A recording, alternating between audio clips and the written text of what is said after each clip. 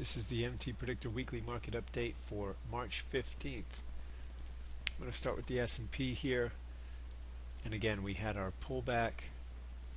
We were alerted to the potential correction because we came right up into our decision point resistance, just as we did here, and you can see each time we hit those DP levels, we tend to get these corrections in the market. I anticipated that the initial correction would be back to the level here where the wave 2 or B is. This is just a cluster of Fibonacci levels here and a logical place for that correction to at least pause. And you can see the market has kind of had this back and forward action once we hit the support level. We've got a Fed meeting coming up on, well, it starts Tuesday and the announcement on interest rates on Wednesday. And so I anticipate this action will continue until we get that Fed announcement out of the way. These Fed meetings now are going to hold more and more importance as we get closer to potential interest rate hike. You know, we haven't seen a move in interest rates in a very, very long time in terms of the Fed action. It appears that we may be closer and closer to that. Maybe it's September. Maybe we get more clarity with this meeting.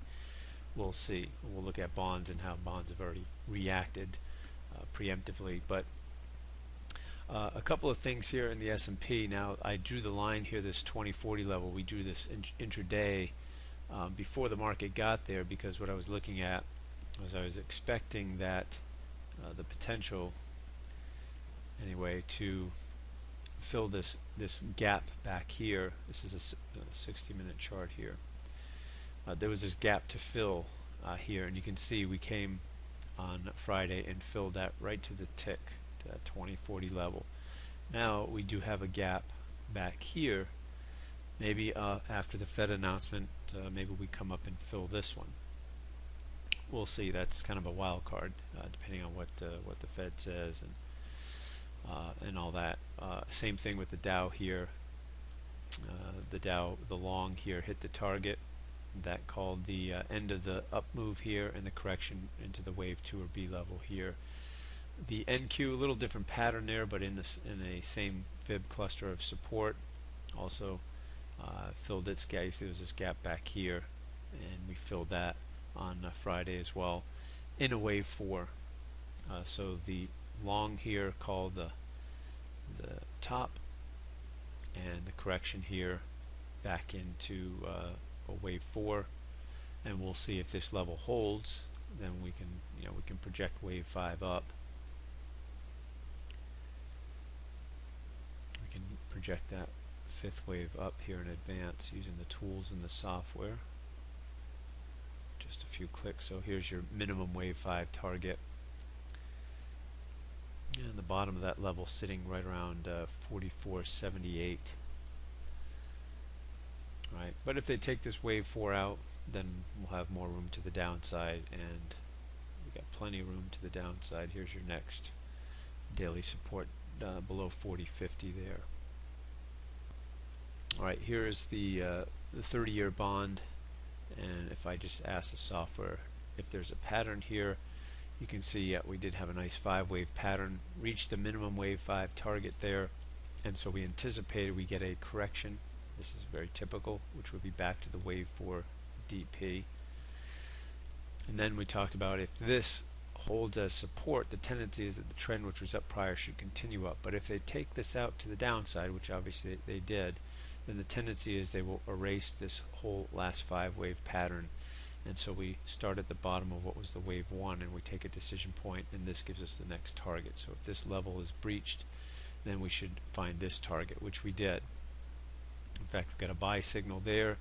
This volume, red high volume spike, was indicating that professionals may be stepping in. In other words, this volume was actually buying volume and not selling volume. It was confirmed the next day here when we had the blue buyers candle, indicating that buyers are now overcoming sellers. And in this case, because of the high volume, that buying was actually professionals stepping in. So there was a long generated here. We've reached the 100% initial risk line, so any stops can be to break even there if you happen to be long those MTPredictor clients. Here was the last long here. That was the wave 4 heading into the wave 5 there.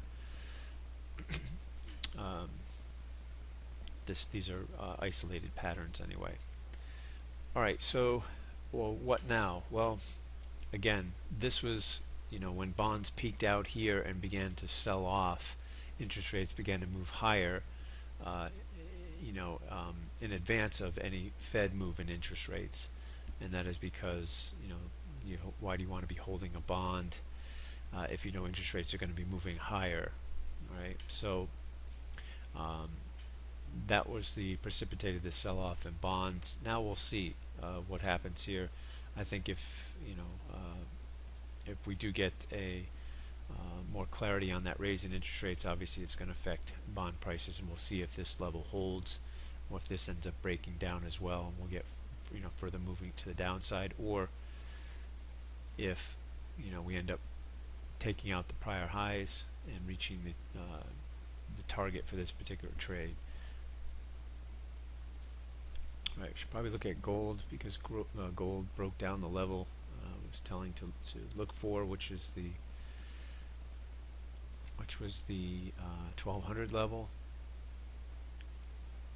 Right, so they took out the 1200 level here in gold, and then we anticipated that we'd get a test of the lows, or at least a larger degree of support. If we go to the weekly chart here, you can see where we are.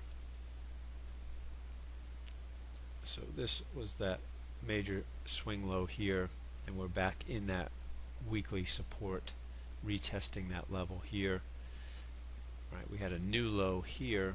We'll take a decision point off of that. So just below that level is going to be your next support, which is going to be below 1100, or just right around 1100.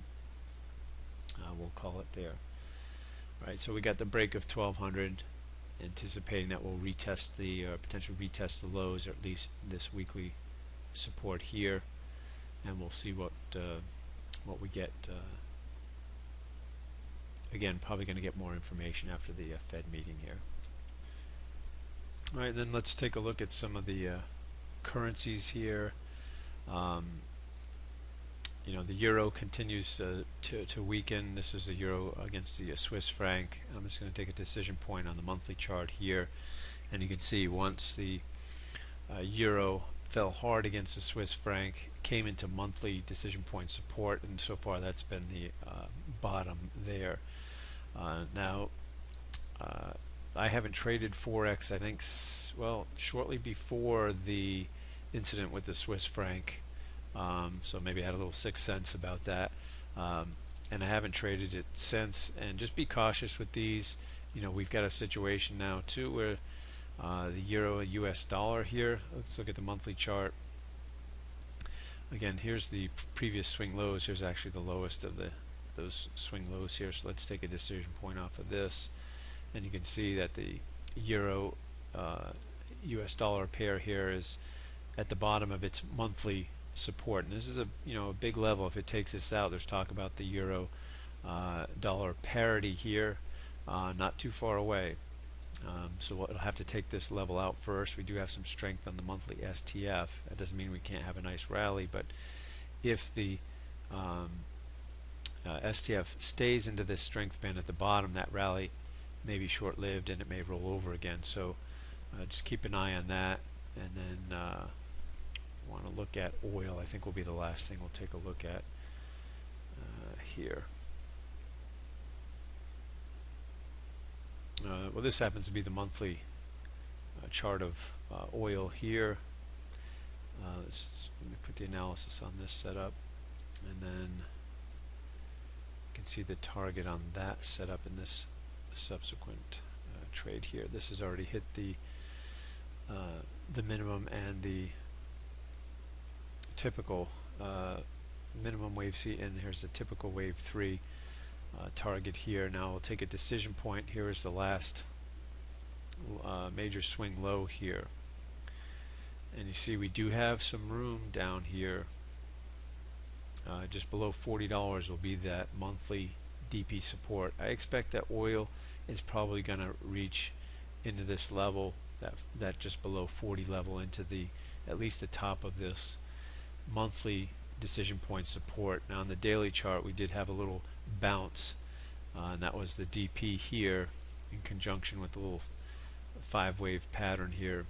It hit this target, which is the DP off of the wave 4. That's the tendency after 5 waves, right? But you can see that's held as resistance, and as long as that holds as resistance, the trend, which was down prior, should continue down. So I think we'll get a test of the lows here. In fact, let's just take a decision point off of the decision point here, because this will be the next daily support. Again, below that is the monthly, a larger degree support there. So this level comes in right around 42, 45, 42.50 we'll call it. Alright, so we'll look for that. And again, there's still plenty of supply of oil, so it certainly can still come down, and it's you know, once it's hit this resistance level, it's been coming off. So we'll see if it gets a test of the lows, and then maybe an overshoot into this initial daily support. You may get a rally off of this level, but I think ultimately we may test the monthly support there. We're pretty close. So alright, we'll wrap it up here. Again, keep your eye on the FOMC meeting that begins Thursday with the announcement on interest rates on Wednesday. It's definitely going to be a market mover, and pay more attention to these as we get closer to an actual interest rate move by the Fed. Alright, so we'll wrap it up here. See you back next week.